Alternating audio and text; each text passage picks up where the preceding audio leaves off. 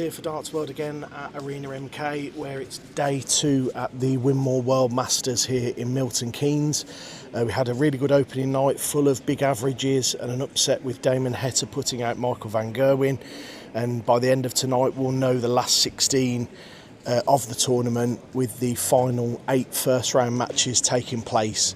So we open tonight with Martin Schindler up against Luke Woodhouse, 2 tried and tested campaigners up against each other there, and that's followed by Ross Smith, and he plays Jimmy Van Schie, the WDF World Champion, and that should be a fascinating tie. Van Schie is on the crest of a wave at the minute, getting his tour card and then immediately qualifying, coming through the qualifiers for this one to be involved in the first round proper. So that should be a really interesting tie there. Danny Noppert next up, he'll be wanting to make a statement after a Premier League omission, and he takes on Daryl Gurney, 2-time, well 3-time if you include now the World Cup PDC Major Tournament winner.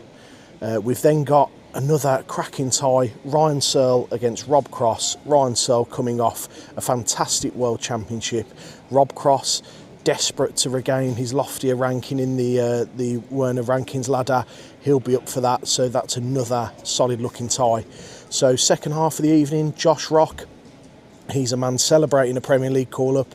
He opens against Connor Scott, and we're then into the sort of main event sort of territory of the evening with world champion, world number 1, Luke Littler.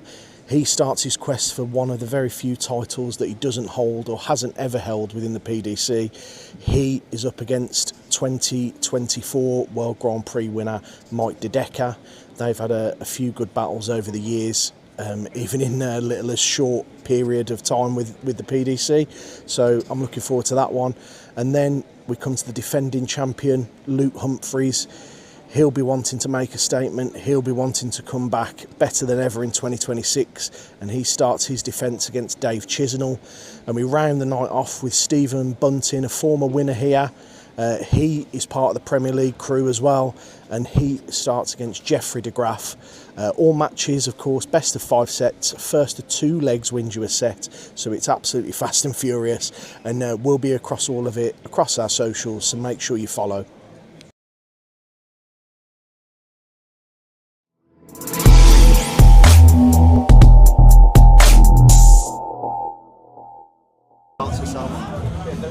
Cheers, thank you. Congratulations, Luke. Did you expect sort of a bit more from Martin in that game, and with it being your debut at the Masters, did it go by in a blur because it seemed to end within sort of a short amount of time? Yeah, I'll be honest with you, I didn't really pay attention to anything Martin was doing. I've sort of went up there, was so focused trying to just make sure what I was doing was right. Yeah, I didn't really pay any attention to what he was doing. Martin's a great player, but I think it's a well-known thing that for some reason he doesn't always bring it out on the TV stage. So I thought if I can get it at him early doors, so I think the 1-3-6 to win the first set as well was a big thing for me. So yeah, I didn't, like I said, didn't really pay too much attention to what he was doing. And these TV tournaments, are you now becoming a name to avoid in the draw in the first round? I don't know about avoiding, but I've done a bit of an interview at the Worlds, and I just think my sort of MO, if you like, is I'm quite hard to beat. I'm not going to be somebody that's this sort of 100 plus averages all the time, but I will always stick in there, and I am quite hard to beat. So yeah, look, I'm hoping I can keep qualifying for the majors every single year, and I'll make my name sort of like, do you know what I mean? Just somebody that's really difficult to beat and is always going to play well. But yeah, I'm not sure people worry too much that they want to sort of avoid me as a draw. And you mentioned in a recent podcast about less head shaking and a better mindset. Yeah. Are you finding that you're putting that into practice a lot more now? I hope so. I mean, I've been trying to do it for the last sort of 12, 18 months. But I think when I have been working on things, I don't think it's any coincidence that my results have been on the upward curve. I think you've only got to listen to commentary and people close to me. That early days, I think it really affected me, sort of not giving up, but like beating myself up on stage and stuff. It's not going to help. So I think I've sort of hopefully curbed that now, and I can push forward. Well done. Cheers, thank you very much.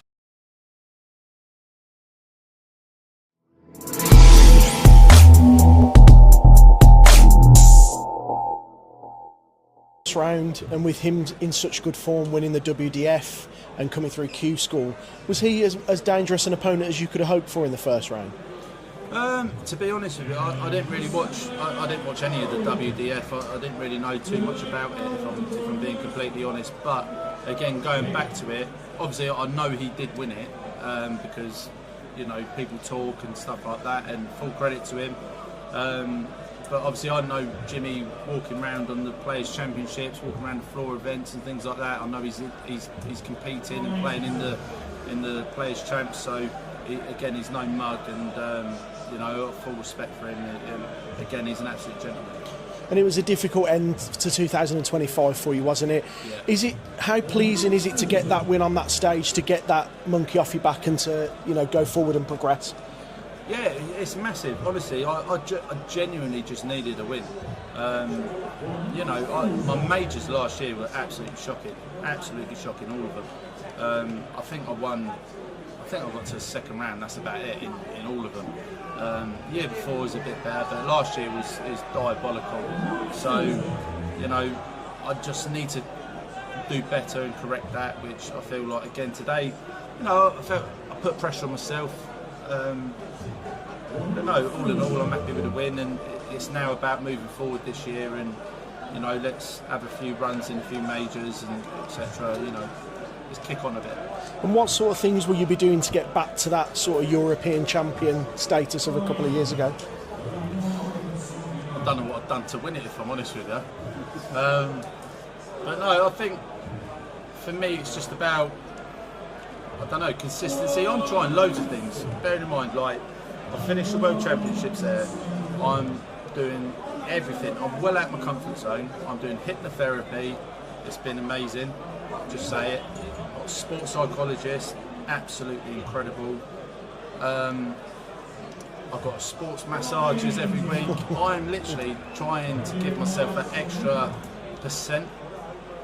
Do you know what I mean? Like, we're playing a game here where it's millimetres and it's fine margins, like every top sport, I suppose.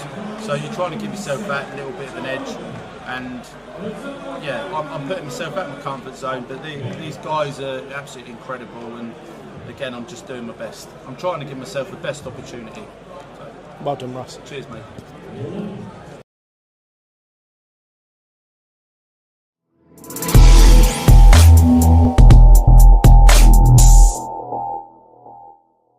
Congratulations, Danny. After all of the talk of the Premier League and getting that over with, how good was it to just get on the big stage and do what you do and get the win?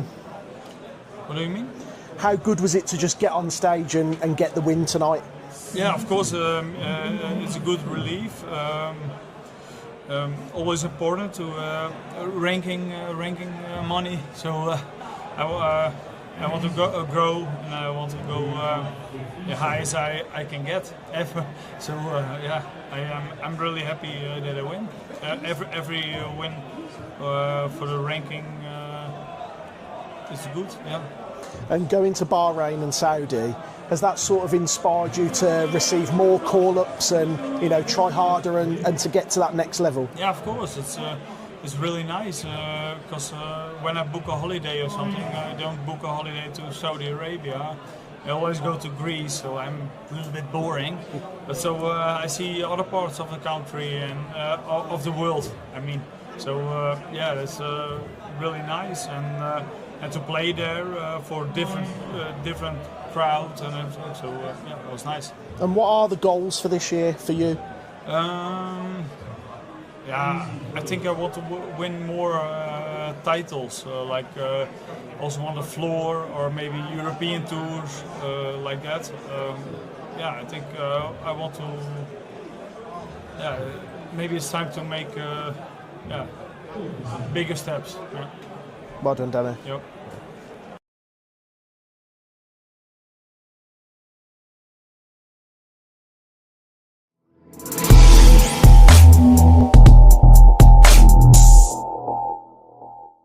Thank you. Congratulations, Lou.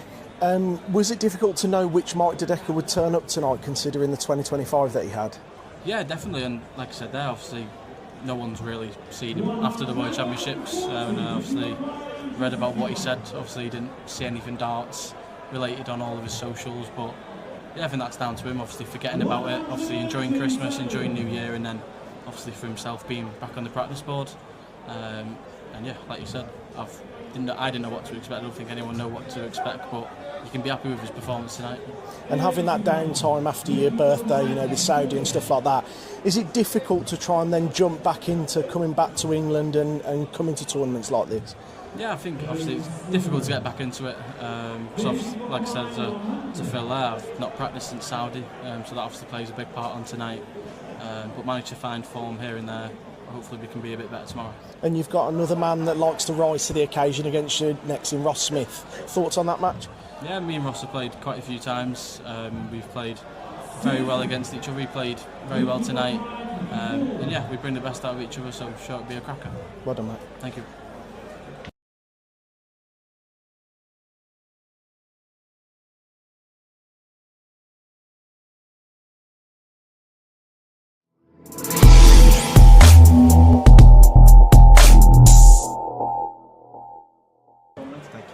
Congratulations, Luke. New shirt, new setup, healthy lifestyle to start the year. Does it feel like a fresh start for you? Yeah, a little bit. It's kind of like in reinventing yourself. You know, I've achieved so much, and you know, the last 3 years have been fantastic. You know, I achieved so much, being world champion, Premier League champion, match play champion, World Cup champion. But now it's like, how much more can you win? You know, can you win more? So, trying to reinvent myself, trying to put myself in the best position I physically can to make myself in the best condition I can be. You know, because obviously when you get older, as you know, things get harder, things get tougher. Sorry about that. They do. You know what I'm saying? So yeah, it's best to like look after yourself a little bit extra, and you know, hopefully like, it does pay dividends at the end. And these first round matches are notoriously a sprint. So losing that first set, does it become a bit of like a tightrope walk then? A little bit, yeah. It's a little bit like panic motions. If you lose that first leg against Dave in the second set, then it can be tough for you, because you know you have to be perfect in the next 2 legs, and 2-0 down. It's kind of like you can't make a mistake. You can't lose 2 legs on the trot. So you know it is hard, but I managed to find my scoring form in the end there, and it really did help me out. So you know that as you see through the game, that scoring power really did show. And Luke Woodhouse next, he averaged over 106 tonight. Is he becoming sort of a player to dodge in these types of tournament? I mean, no, yes and no. I mean, I'm not going to say he is one to dodge. I'm not going to say he's one not to dodge, but you know, he's not the type of player that I'm going to say I'm scared to play. But also, he's not the type of player you want to draw first game. Do you know what I mean? So you know, he's obviously playing really well. He's getting a little bit of experience and starting to get his game where it needs to be, and you know, fair play to him. But of course, you know, my scoring power is really, really hard to deal with sometimes when I'm on it, and he showed tonight that his scoring power when he's on it is hard to deal with as well. So you know, for me, it's going to be a good game, and I'll take away one thing, is that I can't be missing doubles like I did in that first set against him, because he'll beat me, and if I'm not missing doubles, then it's going to be a tough game for him. Well done, Luke. Thank you.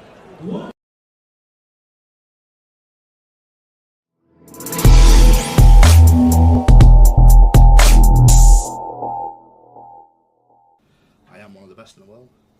Brilliant. Very much. Well done, Stephen. After the pressures of the World Championship and the pressures of waiting for a Premier League call-up, do you feel those weights have lifted off you now, and do you feel a lot more playing with a lot more freedom? I think, listen, I want to do the best for this sport. I want to take our sport to another level. I want to show people what we can do. So there's always going to be that pressure on to try and fulfil your best, especially when you play in front of these fans. These fans are paying great money to come and watch us week in, week out, and I don't like letting people down, to be honest, let alone the fans, my management, my sponsors. I always try 110%, and listen, just sometimes it just doesn't happen, whether it be just you come up against a better player on a night, or whether it comes to, like I said, some things that you don't see behind the scenes, but I always give 110%. Wherever I play, and that'll always continue, and sometimes I'll win, and inevitably sometimes I'll lose. And how special is it coming back to this venue, and does it bring back memories of your title win here? Yeah, I've won a few games on the Pro Tour as well, so yeah, it's great to win here.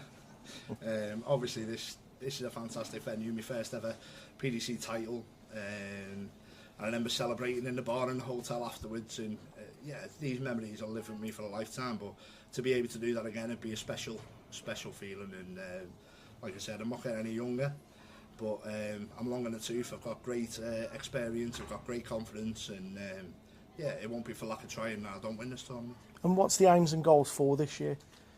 To win a game in the Premier League. Thanks, Stephen. Thank you.